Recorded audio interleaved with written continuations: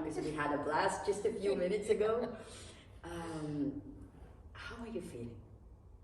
Like really feeling? I'm feeling a bit nervous for this interview. Excited as well. And overall, I'm content. It might be the word. Yeah. Thank you for coming. You came all the way from Holland. You took a hotel just to be here with us today. Tell me, who are you? Who is Mariëm? Who is Mariëm? We've had these kind of conversations before, so I can really, I can step into another dimension, I guess. I'm just a soul on this planet, trying to figure out what to do with the life that is given to me, and while doing that, trying to have an as positive as possible experience. Okay, and how is that going? That trying to figure out what to do on this earth? It's going as it's going. I don't know, because I don't have a reference. I don't know if it's going well or not well, but I can only tell by my inner being, by how that feels, that I've made huge steps in my life, and it's always getting better. Yeah. So you can only connect the dots when you look back. Exactly. So you have to live a while before you can actually say something about it. Yeah. So tell me more about your profession. My profession at the moment. Because I've done some different things, but since a year I've started my own company. I'm an entrepreneur. Condolences. My condolences. As they say. My to condolences. me, it was like it was actually a huge relief. I've been in different roles in my life. During my whole working life, I've been working as an assistant or a coordinator or a project manager, or these are all assisting professions, but it was always in service of someone else or something else. Right. It was never for you, for myself. So thinking about it now, it was actually the last step for me to be able to live fully from myself, from my core, and be able to create from my core. So what was the question?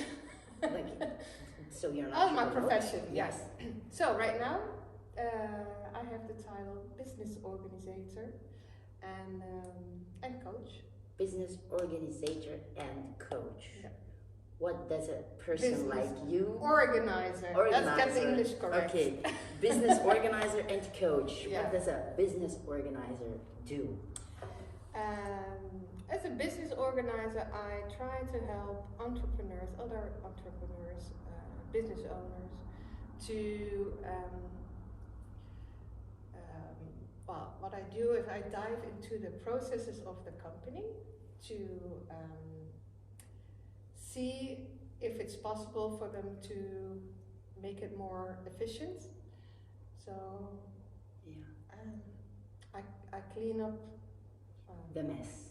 I clean up the mess. The mental mess. No. Actually, the real mess?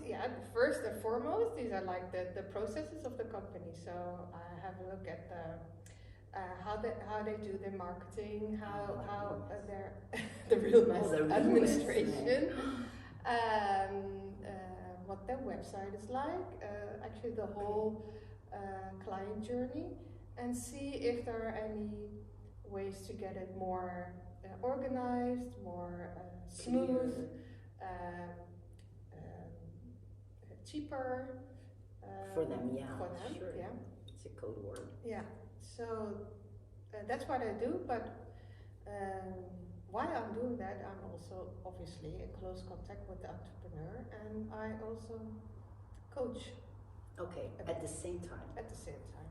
Okay. Yeah.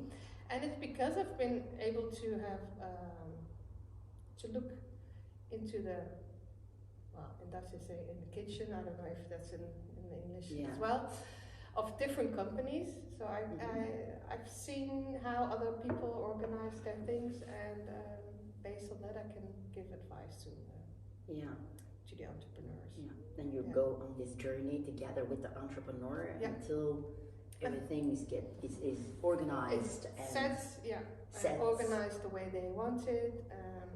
I also I find it really important that people have that they can enjoy the fact that they have a company, that they can and that they have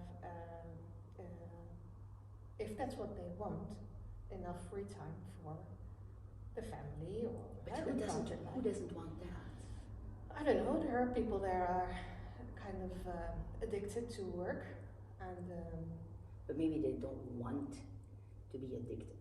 They would love to have free time, but they're like maybe. But if someone is not ready or not willing, then you cannot help them. You cannot help. Obviously. You can ask questions, but that's all. Yeah. Tell me about your family. My family. Yeah. I'm the oldest of 6 children. Okay. My parents came from Morocco and went to live in Holland.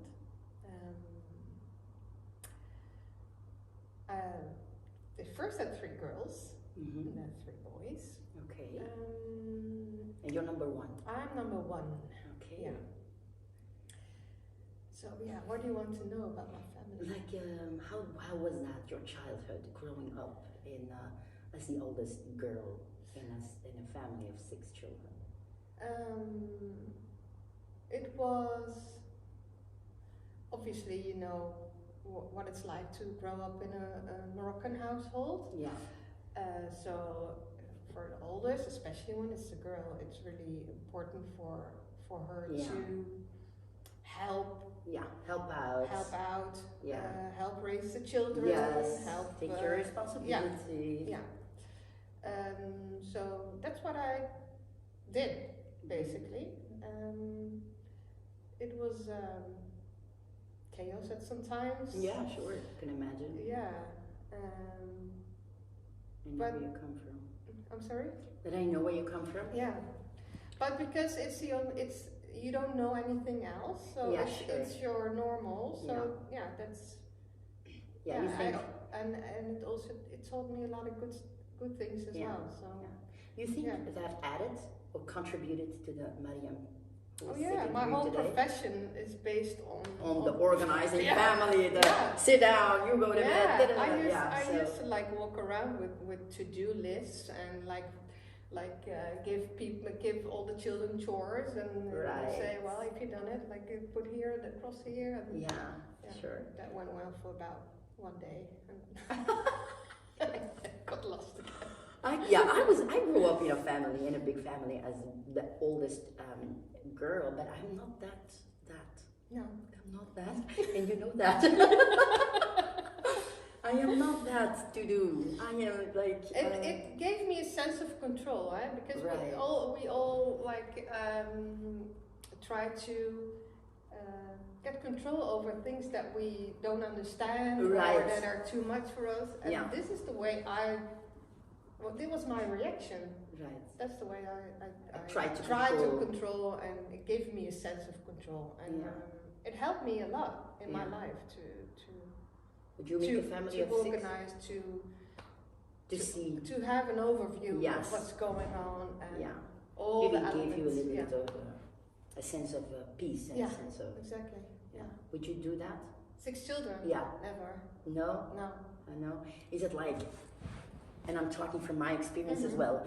Is it like, I've been there, I saw it, I can't do it, but because you did, obviously.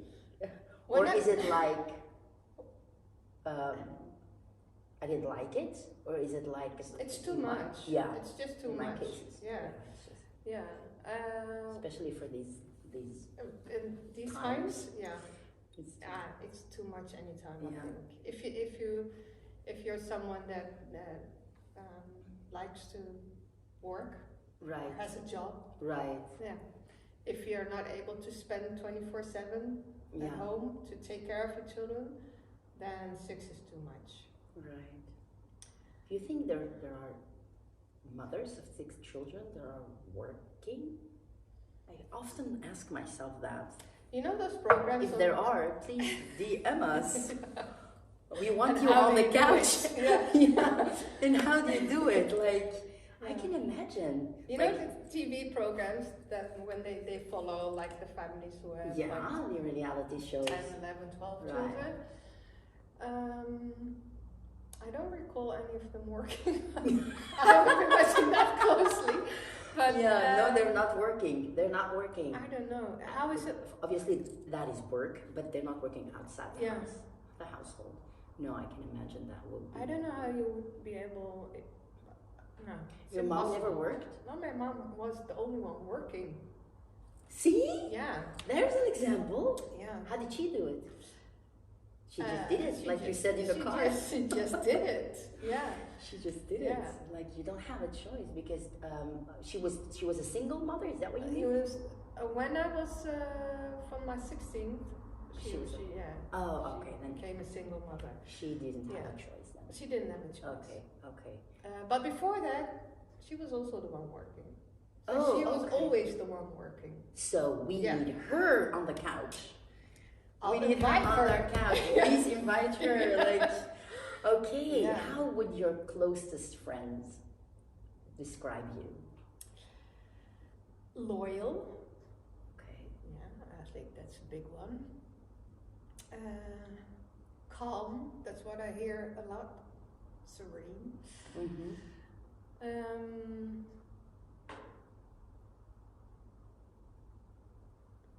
What else? I hope fun. Mm-hmm. Yeah. I think I have my moments. You're fun. Yeah, I think you're fun. I think you're fun. Yeah, I think, and it depends also on what friends or how. Obviously, I asked the closest friends, but I asked that question to someone else. Yeah. And like she had 2 kind of closest friends because, if you're really spiritual, for example, you choose what kind of character you bring out when people are not aligning with you, and then those people are going to describe you differently, obviously. But with you, that's not the case. No, I think I have like, there's no difference between the type of person I am and what I bring. Yeah.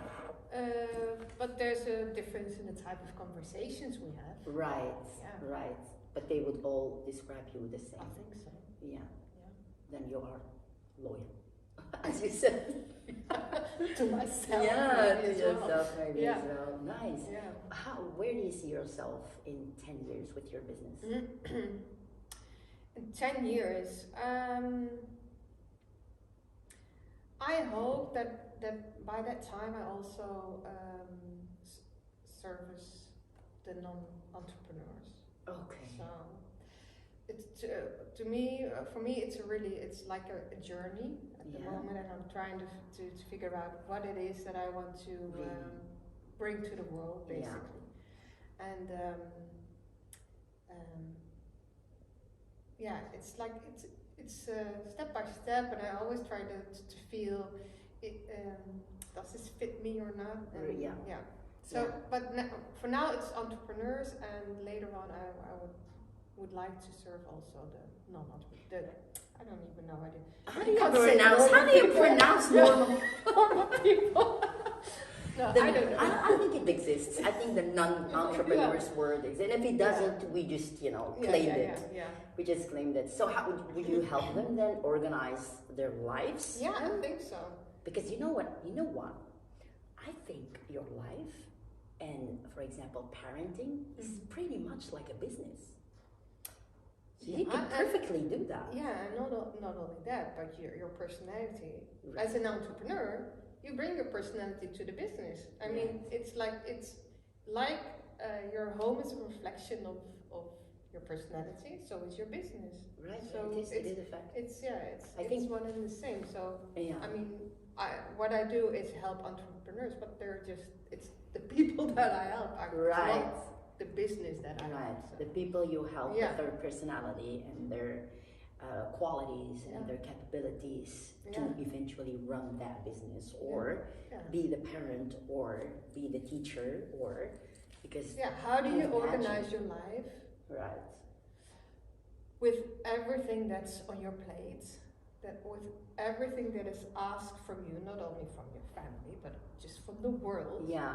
And how do you prioritize what it is that you want to put your time and energy in? Oh, I would love to. I would love a master class about that. please give us one, because I'm lost sometimes. Sometimes I'm like standing in front of a tsunami, you know that, and the only thing I could do at that moment is, nothing, and surrender everything, and I miss a lot, because how do you prioritize what is important? Is that you choose, or is it a choice? Yeah. Is it a choice? I think it is. Yeah. Because without guilt feelings, then, because I'm stuck with the guilt. You have to go through the guilt feelings. Yeah. Yeah.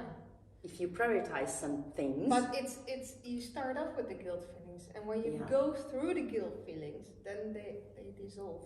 Okay. And next time it's not that hard anymore. Yeah. Because it's breaking up some a cycle that is really internalized, and it has to you can do that with other emotions as well, if you don't feel guilty, but you can sit there with your emotion until it revolves. Right. Oh my God. Yeah, I would love a masterclass about that. Like, how do you organize whatever life brings to your plate, and where do you start, and how do you put is it the doing, is it being, is it that you have to do something, like a to-do, or is it that I have to be someone, or a I think, let me speak for myself, because this is what I learned in life, that when I was younger, I mean, I was a people pleaser, and I still have like my moments. And a lot of us are, especially people coming from women from a Moroccan background. It's installed. It's in our culture. Yes. We cannot say no. No, it's not done.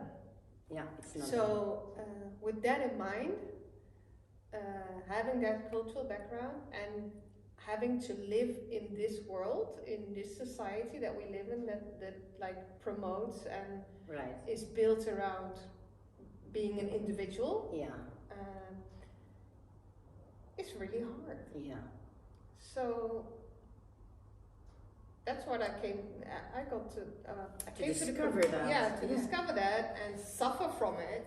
And then I decided I have to make choices, because I cannot spread myself so thin that there's nothing left for myself. I think many people can rely on that. Relate to that, because it's I think it's a lot of cultures has the not done non-saying thing, but a lot of cultures. A lot of people just want to please other people because that made them feel valuable. Yeah, and it's not only in our culture. I mean, it's everywhere. Women in general. Have this. I have to make choices, because I cannot spread myself so thin that there's nothing left for myself. I think many people can rely on that. Relate to that, because it's I think it's a lot of cultures has the not done non-saying thing, but a lot of cultures, a lot of people just want to please other people because that made them feel valuable. Yeah, and it's not only in our culture. I mean, it's everywhere. Women in general. Have this. And it was really hard sometimes to actually make a different choice than other people were used to. Yes, I can imagine that you saying no sounded very weird and strange for some people, but saying no is one of the most important things in life. Yeah, and what actually helped me was having children. Oh yeah. Because How did that help you? That was the moment that I really didn't have any more energy left than. Okay. Yeah. Oh, so okay. It's like the no was meant. Yeah. Like, I won't help you, really but I no can't. other choice. Yeah. I have a child. Yeah. Oh, we know what that is, having a child. Yeah, I can imagine. Yes, I can imagine. That actually helped me. Yeah. Okay, second masterclass. Please write that down. How to say no. Help us out. How to say no. We'll do one together. Yeah. Oh yeah, we'll do one together. How to say no. I'm struggling with that. I cannot help you. I am struggling. I had this week. This week was so tough. I am struggling with saying no. Like, because I truly want to help people and I truly believe in serving the others. But where's the line? Where do you stop? I mean, I cannot eat myself. Exactly. And that's where you stop. When you start eating yourself. Yeah. And then you have to recognize self-awareness. You have to turn it around. Yeah. You have to start with yourself. Yes. And then see what's left for other Right. That's a good one. Yeah. You have to start with yourself and then see what's left for other people. Yeah. And that's the really hard one. Yeah. To learn. Yeah. And to actually feel what that means. Right. Yeah. I think it's the feeling and the thinking that we're most afraid of. And especially what are they gonna think and say about me that we're afraid of. And I think if we start working on that for ourselves and for each other, not you know where that starts? If you're afraid for judgment from other people, you have to stop judging other people yourself. Right. Let me say that again. Yeah. If you want other people to stop judging you, if you want to stop to be afraid of the judgment, you have to stop judging other people too. Yourself. Yeah. But judging almost happens automatically. Yeah, but that's so you see something, you form an idea. But first, you're someone who actually speaks the judgment. That's another thing. Yeah. When you speak it out, and it's a negative one or an unbuilt one, right? And then you are able, if you're like aware of it, and you want to change it, first you speak it, then you catch yourself before it comes out of your mouth. That's step two. That's the second phase. Okay. Yeah. And then you only think it, and then eventually. Because you don't give it power, you don't give it energy, and then it stops. Yes. Yeah. Yes. It takes a while. It takes practice. Yeah. And especially when you're with other people who are in judgment and you don't want to join in. You have to. Step one, being aware that you're doing it. Step two, choosing that you do not want to do it anymore. Choosing that you don't want to do it anymore. Step three, you're thinking it, but you can stop yourself just before you say it out loud. Step 4, you don't say it. And step 5, even when sitting in very judgmental people, and let's be honest, when women come together, like it's fun. Yeah. Almost it's fun. Like, oh, do you see her? She must, or he must. Or we form ideas about each other, and we don't. Yeah, but it's only to make yourself feel better. I know that. Yeah. I know that. So what does that say about you? Or you're judging other people? What does it say about you? Right. How proud are you of yourself? How much confidence do you have in yourself? Yeah, It's you think the judging stops when you're fully confident with yourself? 100%. And it stops. So judging other There's people. There's no use. Yeah. I think, you're right. Self-confidence and self-love. Yeah. When you love yourself deeply, you cannot hate or judge other people. Exactly. Brings me to my next question. How do you deal with negative hate comments, bad opinions? Because, you know, we're not living in an ideal world. It happens. Unfortunately. It happens. So how do you deal with it? Give me an example. Don't give me an example. Just think about an example that was really personal to you. You know, I really, really, really try to leave it with the other person. And that's not easy, because you still feel the pain. Yeah. And yeah. Leave it with the other person and still try to stay open for the other person. It's really hard, but I went through that lately. And it's so hard. Because you don't want to be around that person anymore, and you don't want to talk to that person anymore. Yeah, that would be the easiest way, but sometimes you don't have a choice. No. You know how I do that? Because that's the thing I do too. Like, I go into meditation and I literally imagine the judgment bringing into my, you know, inner circle. I lift it up and I literally put it outside or give it back to that person. Yeah. Because everything happens in your inner world first. Yeah. And if you succeed in doing that, you can look at that other person's eyes again, and then you can even see some resentment. Sometimes you can also see love. That's the whole That's the whole thing behind it. Longing for love. Right. Did you went to Samira already? Yeah. Did she already said that there are only two types of how did she call it? She said there is love and there is longing for love. Yeah, lack of love. Lack of love. So like or longing. I don't know what she said. Yeah, because of lack of love, you go longing for love. Yeah. But she said there's no wars, there's no hate, there's nothing. If you're in love, you are in love, and you give out love, and you're kind of wholehearted. And if you're not, you're gonna ask for love. You want love, and you do that by judgment, by hate comments, by asking for attention or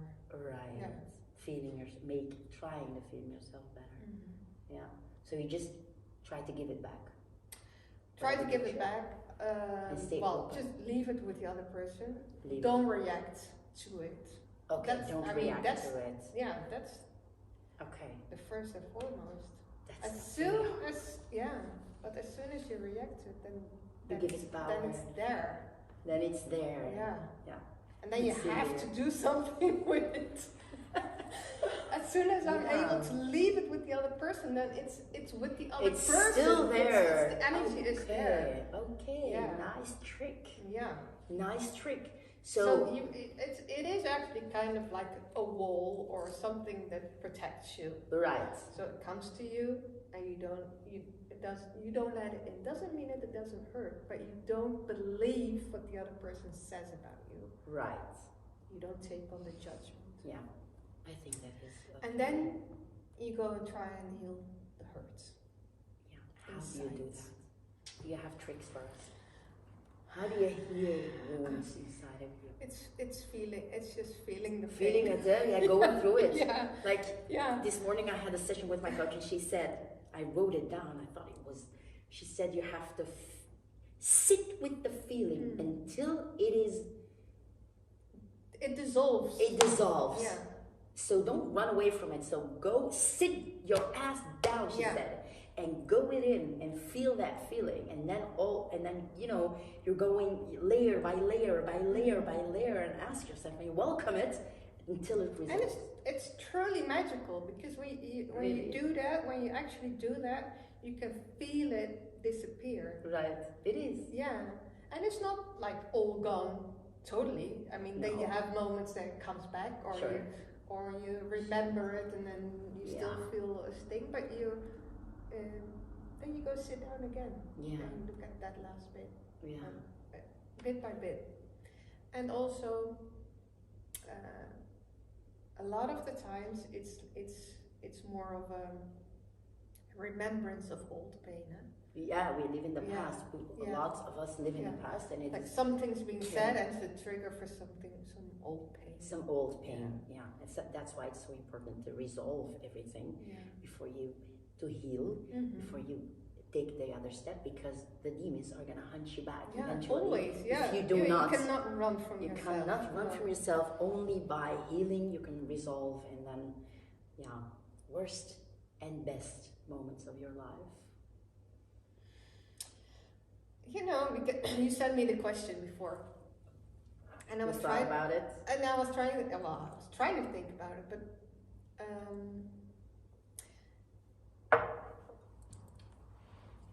first and foremost, I have really little memory of when I was little.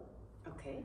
It's like when I got older, for some reason, it's like when I sit down with my sisters and say, "Oh, you don't remember what the..." You don't remember?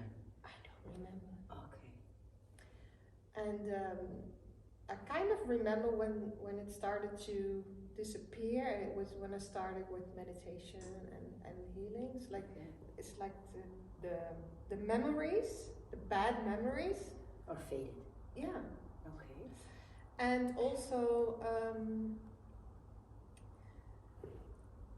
things that happened to me that one would say is something bad that would have happened, always has another side to it that is good. Yeah.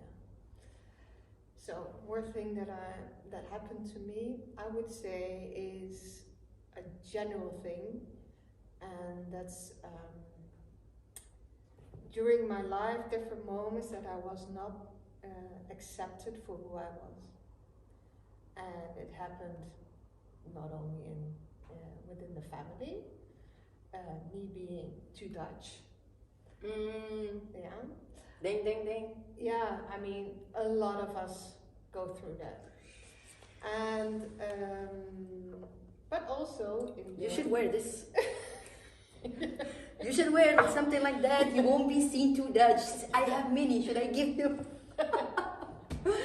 Sorry, a joke. I'm just kidding. I wish it was so simple. Yeah. No, it isn't. Because It's it doesn't not. matter. It doesn't matter what you do. It's a skill. It's a skill. Really. There's always someone else Right. that is that does it better than you, or Right. Right. You get compared. Yeah. You get compared with a lot of people that are or how they're compared supposed to to be. some fantasy or Yeah. or, Yeah. But maybe most of all, it's just a thought Yeah, about exactly. an idea about how Exactly. they think life should be, or you should be, or they should be, or they're. Yeah. Okay. But also, obviously, within the Dutch society, You're too Moroccan. I'm too Moroccan. Yeah. Ding, ding, ding again. Yeah. I think we can Yeah. relate to that as well. Yeah. And so in a lot of situations that came up, I mean, in high school, different encounters with situations that Yeah. made me feel like an outsider or different in workplaces. So that's like a theme that Comes back. Yeah, and That was the worst. the build up of every little Yeah. Okay. The building up situation. of that. Of Yeah. Yeah. Is it still happening today?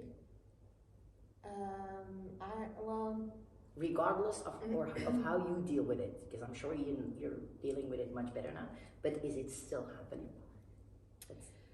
Oh yeah. The feeling is still there. There are still situations that I think That's what I mean. that raise that feeling of not being good enough. That triggers you. Yeah. Or not, Yeah. for Okay. sure.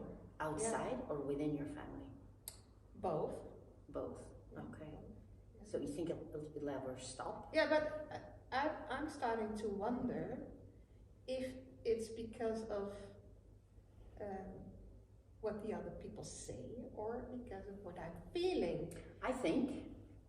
What I think. Because it's my judgment as well. What I think. About myself. What I think. Yeah. What I think is whatever happens in your outer world is a reflection of what you think of yourself. Exactly. But then I have the chicken and the egg question. So when I go back to my childhood, what started first? Doesn't matter. You cannot start as a child thinking Doesn't about matter. yourself. So yeah, right, that's what I mean. So I I used to get so much focus on outside the world, like why the acceptance and why have people like, but it's all, it happens, all the shifting must happen in your inner world. And I believe if that really, really correctly happens, and these are traumas. Oh, yeah. It doesn't survive in 1 year. These are traumas. Yeah. I think that would be the end. It could happen to other people, but you're not going to attract it. Definitely. That will be the end. Yeah. Okay, let's stop this. Let's meditate. We need to heal. Yeah, best moment.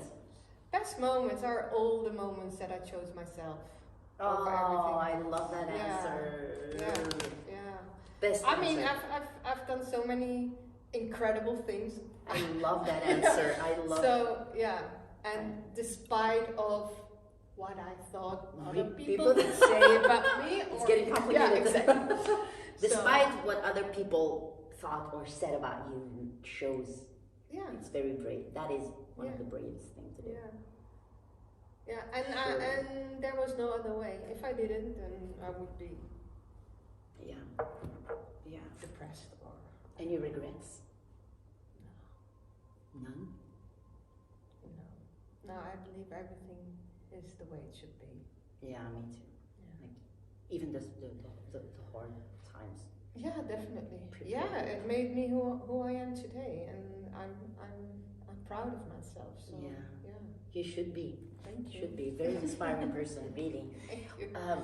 An advice that you want to give to your younger self, let's say 16, 18-year-old Mariëm, what advice would you give her?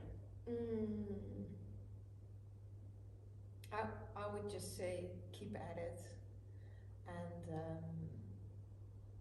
trust your intuition.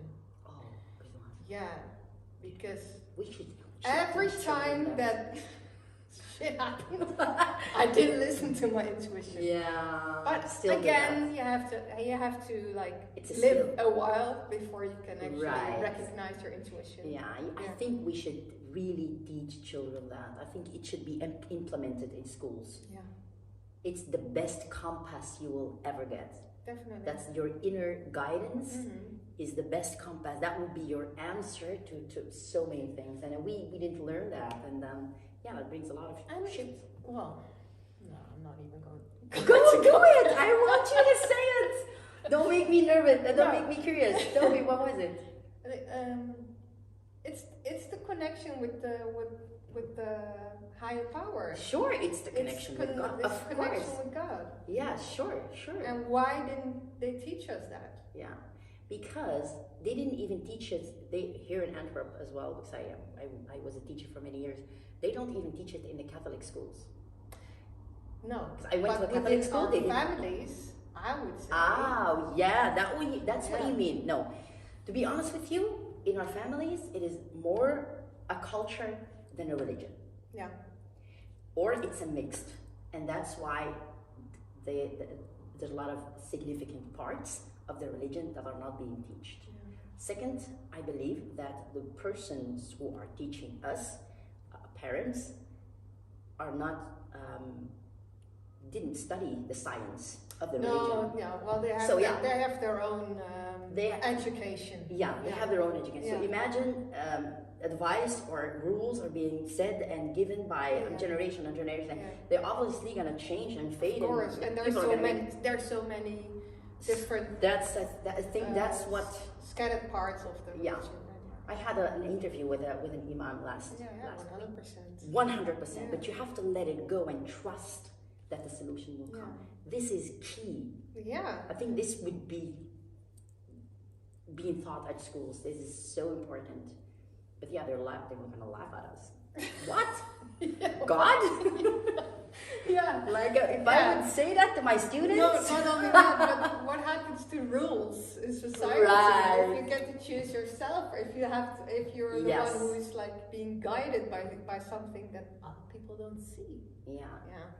It's you cannot have this conversation with someone who is not aligned with that truth. Let's keep it at intuition. Let's keep it at intuition. We're going too deep and too far. Oh my God, I'm loving this conversation. It is so good. I have Fun question. I know. That question for me was, ooh, what's gonna be the answer? No, really curious. What are you afraid of? Like, really afraid of? Ooh, really afraid of. I mean, what kind of afraid? Well, I hope you're not gonna say snakes No. or something. No, So, like your fears. Your I would say not fulfilling my life to the highest potential. I'm like, That's a beautiful I'm already fear. 43. That's a beautiful fear. Yeah. Yeah. Before you die, you mean? Yeah. Right. Okay. Yeah. Have that fear as well. Yeah, and there's still fear for judgment. So That is yeah. that comes from. Yeah, this old. That's old fine. fear. Yeah. Yeah, I know. Yeah. Fear of So judgment. I'm hoping to like resolve that before. Before you die. Yes. Or this year before This year, 22. yeah. Yeah. Within the next 5 weeks. Yeah. Yes. Why is that we fear judgment so bad? Why did I send you?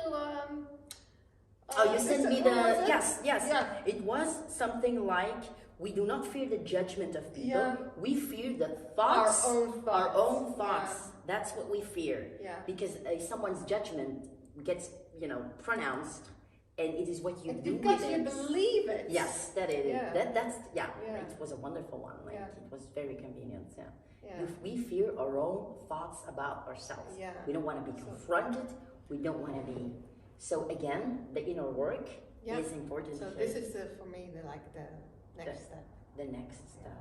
Yeah. If I could wish for you one wish, what should I wish for you? Inner peace.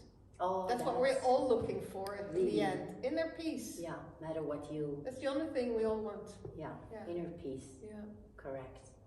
So that would be my answer as well. Yeah. Correct. I mean, we're all looking like outside, trying to do stuff, and maybe if I go work here or do that, but it doesn't. And we're all just looking for fulfillment. Yeah. And fulfillment is inner peace. Yeah. And whatever life brings to you. So inner peace, or being inner peace, I'm giving a masterclass about it next week. No, this week. I'm sorry. This week, Friday. Get your date straight. Yeah. Get your date straight. 26, November 26. Yeah. It's like I said in my caption. It's a state of being. Yeah. You have to learn to be happy now with what you have now. Despite of everything that's going on. Yes, if you don't succeed in being happy now today, in your situation now, you will never learn how to be happy. So it's living in the now. We only have let go of the future, let go of the past, let go of ideas that you want to just surrender and enjoy. This morning I was gonna bring my, how do you call it? I was gonna bring my 5 children to school, and I actually opened the door and I said, I was really chaotic, that the morning routine. I'm having extra children, I don't have 5 children, but I heard the bird whispering. Oh, wow. And I'm like, okay, so I'm not completely dragged into I can still hear them. I was so happy. You're still aware. I am still aware, and that is what it's about. Yeah. That is the present. That was for me, and I really stopped. Yeah. And they were in the car, and I really stopped, and they were like,